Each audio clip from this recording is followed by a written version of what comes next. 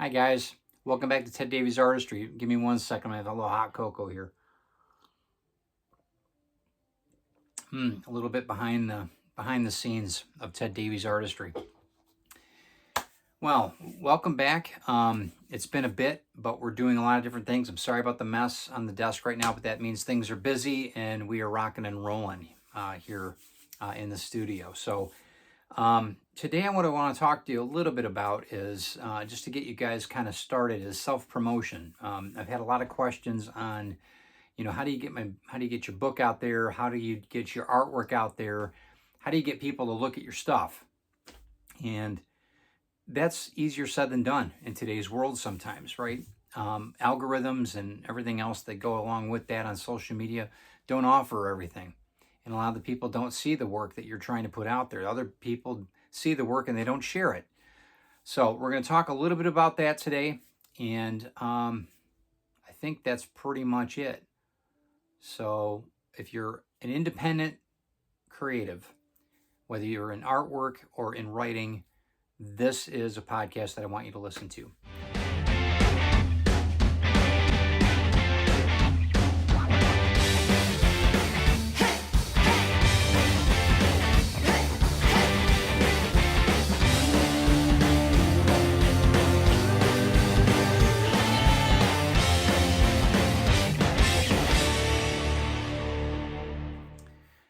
Okay, so welcome back to Ted Davies Artistry. And like I said earlier, we're going to be talking about how to get your work out there. How are you going to share this out to the world? You've got the best story in the world. You've got the best artwork. You've got the best artwork you've ever done, and you want to get it out there. Well, the first thing that I always tell everybody is to make sure that you're keeping your intellectual property yours. Now, I go through and I talk a little bit more about copyrights and that type of thing in some other videos. And I'm going to end up doing that further on with some of the paid podcasts that I do. But on this particular one, we're not going to get too much into that. Your work's your work. So once it's time-stamped or what have you, when you take a picture of it or you do a video on a short for Instagram or YouTube and that, it's your work. We can go through that in a little later video, but I wanted to at least talk to you about you own your own stuff. Make sure that you're signing your work. Make sure that you are implementing it somehow, that it's got a watermark, something that not everybody can just copy it off the internet. And we'll talk to you later about that if you decide that you want to go down that rabbit hole a bit. First thing, social media. That's the very first thing I would say. Facebook, Instagram. When you look at platforms in that, YouTube, Substack is paramount. You're on Substack right now. You're listening to me on Substack or you're watching this. And I think that's super, super, super important. Substack is key. It's crucial. The reason why I say that is because YouTube, you got to get X amount of followers and so many videos before you get paid, which is fine. There's nothing wrong with that. You could get paid sponsorships, that kind of thing. But Substack is instant. If you want to get paid for what your information that you're putting out there into the world, Substack's the way to go. You can set up a subscription fee for your certain content, for your certain podcasts, like I do. This is going to be just a quick overview podcast on how to get your work out there. More in depth is for paid subscribers, and I'm going to have that later this week. Another podcast that goes in depth as far as with Squarespace and Instagram and Substack and YouTube and all these things. It'll get more in depth and it'll get you a little bit further down the road. But as far as your networking skills are super, super, super important. Facebook is pretty much a no-brainer. Instagram and Facebook are owned by the same company, by Facebook. So if you don't know that, they can be linked. So when you're trying to make a post, you can make it to Instagram and then automatically it posts on Facebook if you link it properly.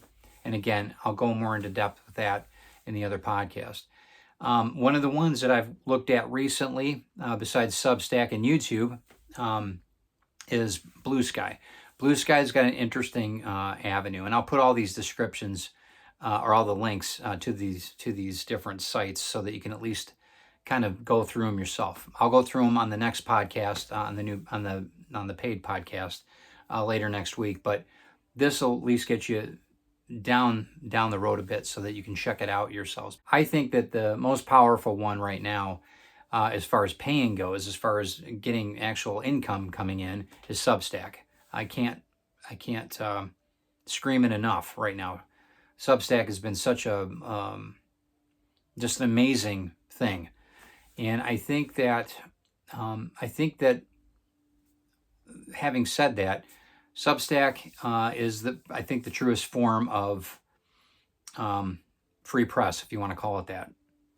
I don't agree with everything that's on Substack, but I still think it needs to be there because I think that when we're quieted or when we're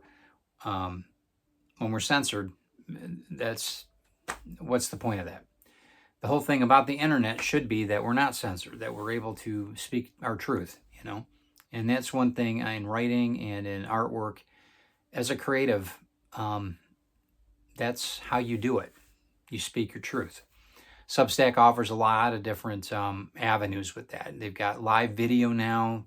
You can do videos like this that are recorded, which are podcasts. You can do all kinds of things with it, and you can send that to YouTube as well. So there's a lot of connection points with Substack, and they are not sponsoring me at all.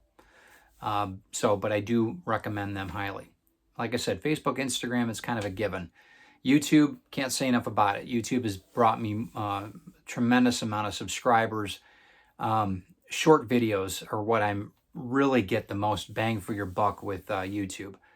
And short videos, I get thousands and thousands of videos on my drawings, tens of thousands. And that's really just skyrocketed my subscriptions and everything else, that my followers. It's been incredible. And in that, they reach my other pay website and my other Square site that I have my artwork on. So if I had to list them, like I said, Squarespace is the first deal. Squarespace, you're going to hear about that. And like I said, I'll put the link in the description notes. Squarespace is great because it's actually a point of sale. You can actually put things up, pictures, and tell them how much it costs with the description. They can pay you directly and it goes right to your bank account. Fantastic. There is a few fees involved in that, of course, with electronics, the electronic percentages and that kind of thing. But that's part of the business. You will have to manage your shipping and that kind of thing, unless it's a digital format. You can just email the thing to the person or whatever. But we can talk, like I said, further about that in the other discussion podcast later this week. Squarespace is definitely one that you have to have before you do anything, really, because that way, if anything that you're putting online is for sale, you can put a link there and people can look at it and they can purchase it without you even talking to them, which is terrific, I think. So Squarespace, definite must-have. Squarespace, YouTube, Facebook, Instagram, and Substack. Those are, that is the powerhouse right there. But as far as reaping the benefits, Substack, I have to say YouTube and Substack have just been phenomenal. Facebook and Instagram, I'm seeing people don't see my work as much, especially with Facebook. I deal with a lot of my clientele are different on Facebook and Instagram, which is fine, but they're not, they don't see my work as much. I post work just about every day, and some people don't see it for 6-7 days. And if that product's on sale and they want to buy it, it's already sold usually within a week, 2 weeks. So by the time they see it, it's like, oh, okay, well, now what? Can I get a digital copy? Can I get a print? That's okay too, but sometimes they want the original. Substack, though, you do have to, if I'm not mistaken, you have to be actually have a Substack in order to see other Substacks. And then also subscribe, which is, that's par for the course, I guess. You don't have to be a writer or a creative to use those, to use Substack. But I think that I really think it's a powerhouse, and it's just the beginning of what Substack is going to be able to be. I've made a lot of money with Substack. I've met a lot of great people through Substack.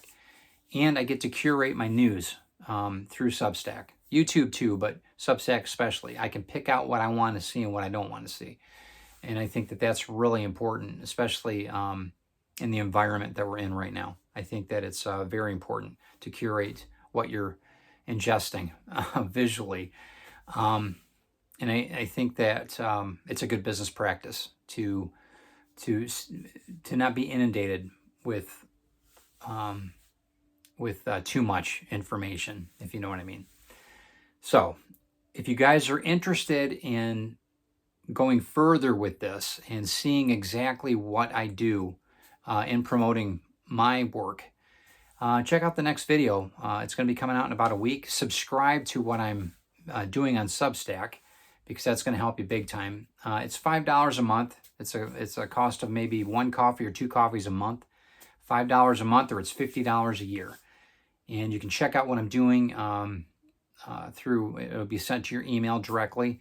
And then you can watch it at your convenience. It's great. You get to see the behind the scenes. You get to see some of Calypso and Butterscotch, my cat and my dog.